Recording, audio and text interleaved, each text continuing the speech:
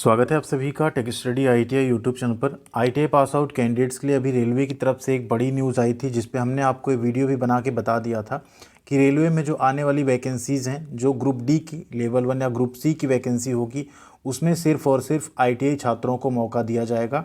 तो उसी क्रम में यहाँ पे एक वीडियो होने वाला है, किस पोस्ट पे सिर्फ आईटीआई छात्रों को मौका मिलेगा, किस पे अप्रेंटिसशिप या आईटीआई वालों को मौका मिलेगा, और कुछ ऐसी पोस्ट होंगी जिन पे अभी भी सिर्फ 10वीं पास को मौका दिया जा सकता है या दिया जाएगा, जैसा कि पीछे भी होता आया। तो वो सारी चीज़ें इस वीडियो में हम लोग देखेंगे। एंड सबसे इम्पॉर्टेंट बात एक और जो अभी अपडेट आपकी आ रही है रेलवे की तरफ से, कि रेलवे की जो भी वैकेंसीज होंगी, बैंक की होगी या कुछ भी वैकेंसी होगी, उनका जो परीक्षा होगा अभी वो सीईटी जो है वो कराया जाएगा। जैसे आपके सभी स्टेट में पीईटी के एग्ज़ाम होते हैं, इसी तरह से सीईटी कॉमन एंट्रेंस टेस्ट एक होगा। इसके बाद आप सेकेंड फेज में डिपार्टमेंटल एग्ज़ाम क्लियर करके फिर जाएंगे उस वैकेंसी पे। तो क्या ग्रुप सी या ग्रुप डी भी उस दायरे में रखा जाएगा या नहीं, उसके बारे में भी यहाँ पे कंप्लीट बात करने वाले हैं। तो प्लीज़ चैनल पर नए हैं तो सब्सक्राइब कीजिएगा चैनल को, साथ में बेल आइकन को दबा लीजिएगा। और ऐसी सभी अपडेट व नोटिफिकेशन के लिए आप लोग tech study ITI Telegram channel पर भी जुड़ सकते हैं। 20,000 के आसपास फैमिली कंप्लीट होने वाली है, तो आप भी उसका एक हिस्सा जरूर बनिएगा। एंड वीडियो को ज़्यादा से ज़्यादा लाइक व शेयर करेंगे तो वीडियो सभी लोगों तक पहुंच पाएगी। आइए चलते हैं डायरेक्ट उस नोटिस पे। पहले ये देखेंगे कि कौन कौन से पोस्ट हैं जिन पे आईटीआई की डिमांड रहेगी, सिर्फ आईटीआई वाले फॉर्म भर पाएंगे। क्योंकि आप सबको पता है 2018 और 19 में जो वैकेंसी आई थी उसमें ओपन टू ऑल हो गया था, क्योंकि बहुत ज़्यादा प्रोटेस्ट हुआ था। तो 10वीं पास कैंडिडेट्स को भी मौका दे दिया गया। 10वीं बीए, बीएससी, बीकॉम, बीफार्मा सभी ने फॉर्म भरे ग्रुप डी के। एंड कहीं ना कहीं उसमें लॉस हुआ तो आईटीआई के बच्चों का हुआ। तो अभी इस बार आपको ये नहीं होने देना।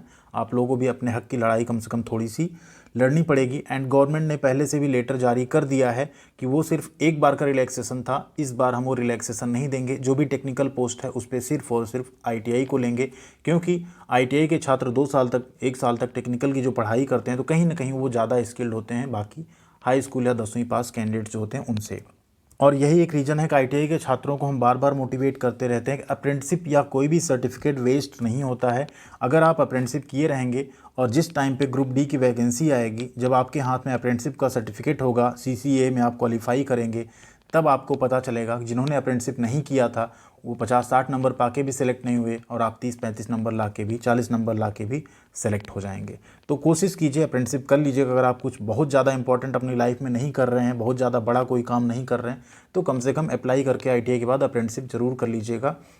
साथ में आप तैयारी वगैरह भी कर सकते हैं। जहाँ चाह वहाँ राह, कहावत है ना। तो 8 घंटे, 9 घंटे, 10 घंटे ट्रेनिंग के बाद आप 2-4 घंटे पढ़ाई के लिए भी निकाल सकते हैं आसानी से।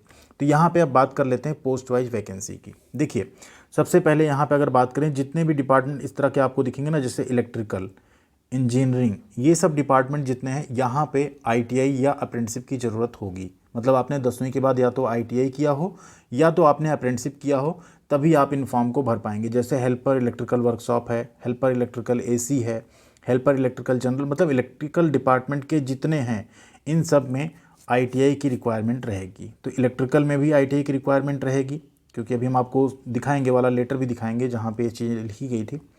नेक्स्ट जो आपका इंजीनियरिंग वाला डिपार्टमेंट आएगा, यहाँ पे भी आपको आईटीआई, एनसीवीटी या एससीवीटी दोनों यहाँ एलिजिबल रहेंगे। या तो आपने 10वीं के बाद अप्रेंटिसशिप की हो, या आपने एनसीवीटी या एससीवीटी 10वीं के बाद आईटीआई की हो, तो ऐसे दोनों कैंडिडेट यहाँ पे भी एलिजिबल रहेंगे।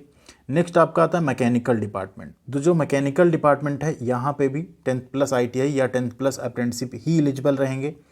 अगला आता है हेल्पर एस&टी का। तो सिग्नल एंड यहाँ पे जो है, इसमें भी आपके आईटीआई ही एलिजिबल रहेंगे। तो यहाँ तक आईटीआई प्लस अप्रेंटिसशिप के कैंडिडेट एलिजिबल रहेंगे 23 नंबर की पोस्ट तक। इसके बाद की जो आपको 3-4 पोस्ट दिख रही है ना, जैसे मेडिकल वाला डिपार्टमेंट जो है आपका, साथ में जो ट्रैफिक वाला डिपार्टमेंट है, इसमें डिपार्टमेंट ने या तो 10वीं पास हो तब भी भर सकते हैं, आईटीआई किया हो, एनसीवीटी, एससीवीटी तब भी भर सकते हैं, या आपने अप्रेंटिसशिप किया हो तब भी भर सकते हैं। तो यहाँ पे 10वीं पास को मौका मिल सकता है आने वाली वैकेंसी में भी। बाकी सभी पोस्ट पे सिर्फ और सिर्फ आईटीआई छात्रों को ही मौका यहाँ पे दिया जाएगा। ठीक है, तो ये चीज़ें यहाँ पे आपको क्लियर हो गई होंगी कि 10वीं पास को इन पोस्ट में मौका मिल सकता है। Helper medical, hospital attendant, assistant pointsman, gateman और पोर्टर हमाल या स्वीपर कम पोर्टर, ठीक है। इतनी पोस्ट पे 10वीं पास छात्रों को मौका दिया जा सकता है।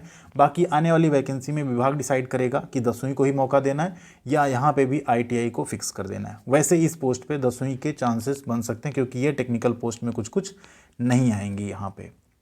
अब यहाँ पे हम बात करें, जो हमने आपसे कहा था, इस नोटिफिकेशन पे हमने वीडियो बना भी दिया था कि अभी जो प्रेस्क्राइब्ड मिनिमम एजुकेशनल क्वालिफिकेशन होगी लेवल 1 की, देखिए यहाँ इसीलिए हम कह रहे थे बार बार आपसे, civil engineering, mechanical engineering, electrical and signal and telecom department, यानी सिविल इंजीनियरिंग, मैकेनिकल, इलेक्ट्रिकल, ठीक है, और सिग्नल SNT जो था, इन डिपार्टमेंट्स में 10th प्लस अप्रेंटिसशिप या 10th प्लस ITI रहेगा। लेकिन उसके बाद जो आपका मेडिकल आया प्लस वो आया, उसमें क्या होगा, नहीं रहेगा। यानी ये 4 डिपार्टमेंट जो हैं इसमें आपका 10th प्लस ITI या 10th प्लस अप्रेंटिसशिप रहेगा। तो ये दोनों नोटिफिकेशन एक बार कोरिलेट करके आप समझेंगे तो आपको ज़्यादा अच्छे से समझ में आएगा। वही चीज़ यहाँ पे लिखी है कि क्या हुआ था, 2018 वाली वैकेंसी और 19 वाली वैकेंसी में वन टाइम रिलैक्सेशन दे दिया गया था। मिनिमम क्वालिफिकेशन में 10th पास रख दिया गया था जो कि वन टाइम था, ठीक है। अब वो नहीं दिया जाएगा। देखिए यहाँ लिखा ना, जो कि क्या था, ओनली ए स्पेशल डिस्पेंसेशन, एक वन टाइम का स्पेशल वो छूट दी गई थी। अब वो छूट आपको नहीं दी जाएगी। उसमें आप 10th पास प्लस ITI या अप्रेंटिसशिप वाले जो कैंडिडेट हैं वही फॉर्म भर पाएंगे। ये हिंदी और इंग्लिश दोनों में आप नोटिफिकेशन देख सकते हैं। इसको हमने tech study ITI Telegram channel पे शेयर भी किया था, आपने वहाँ से ज़रूर देखा होगा। नहीं जुड़े हैं तो ज़रूर जुड़ जाइएगा, डिस्क्रिप्शन में लिंक हमने दे दी है। साथ में रेलवे टेक्नीशियन ALP की तैयारी की वीडियोज़ भी स्टार्ट हो चुकी हैं, इलेक्ट्रीशियन की सीरीज शुरू हो चुकी है, जल्दी अन्य ट्रेड की भी सीरीज यहाँ पे हम शुरू कर देंगे, ग्रुप D और रेलवे टेक्नीशियन व ALP की।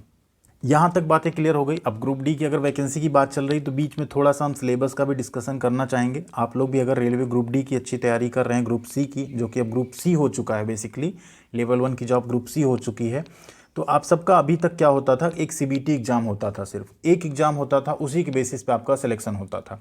बट अब इस सिलेबस को देख लीजिए, पहले क्या होता था, आपका 90 मिनट का 100 क्वेश्चन का आपका एक एग्जाम होता था, जिसमें 40% अनरिजर्व का, OBC का 30%, SC का 30%, ST का 30% क्वालिफाइंग मार्क्स होता था।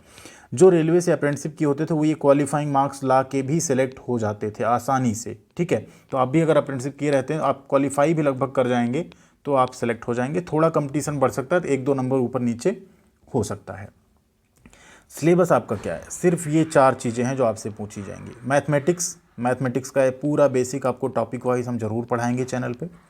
जनरल इंटेलिजेंस और रीजनिंग, ये आपका जनरल इंटेलिजेंस और रीजनिंग, इससे क्वेश्चन पूछे जाएंगे। जनरल साइंस जैसे फिजिक्स, केमिस्ट्री, लाइफ साइंस और 10th स्टैंडर्ड लेवल की। साथ में जनरल अवेयरनेस जैसे science and technology, sports, culture, personality, politics, economics, इनके ऊपर। तो ये आपका एक कंप्लीट सिलेबस है जो कि अभी तक ग्रुप D के एग्जामिनेशन या ग्रुप C जो लेवल 1 का एग्ज़ाम अब रहेगा उसका कराया जाता रहा है। अब अगर CET लागू होता है तो क्या होगा, अभी तक आप एक एग्ज़ाम देते थे, अगर यहाँ पे CET लागू होता है तो कहीं ना कहीं इसको कहा भले जाए फ़ायदा है, बट मेरे हिसाब से ITI के छात्रों के लिए, सभी के लिए एक तरह का नुकसान होगा। अब CET में क्या होगा, पहले आप फर्स्ट फेज जो होगा CET उसको पास करेंगे, उसके बेसिस पे फिर परसेंटाइल या कट ऑफ के बेसिस पे आप इस मेन एग्जाम में बैठेंगे, फिर ये सेकेंड एग्जाम अगर आप पास करेंगे तब कहीं आप जाके रेलवे जैसी लेवल 1 की जॉब, जो कि एकदम इनिशियल लेवल की जॉब होती, उसके लिए भी अगर इतना फिल्टर लगेगा तो कहीं ना कहीं आप सबके लिए थोड़ी सी प्रॉब्लम हो सकती है। 2-2 बार आपको पढ़ के 2-2 बार पेपर देना होगा। बट ये CET लागू होगा या नहीं होगा, देखिए जो CET होगा आपका 3 साल इसका स्कोर वैध होगा। एक बार जैसे साल में 2 बार परीक्षा कराई जाएगी, 3 साल तक वो वैलिड रहेगा। इसमें क्या लिखा हो देखिए, अगले साल से ग्रुप B और C पदों के लिए कॉमन टेस्ट होगा। अब अभी तक रेलवे का जो ग्रुप D पोस्ट होता था वो आपका ग्रुप C में नहीं था, वो ग्रुप D था, तो यहाँ B और C लिखा है, लेकिन अभी उसको ग्रुप C में शामिल कर लिया गया।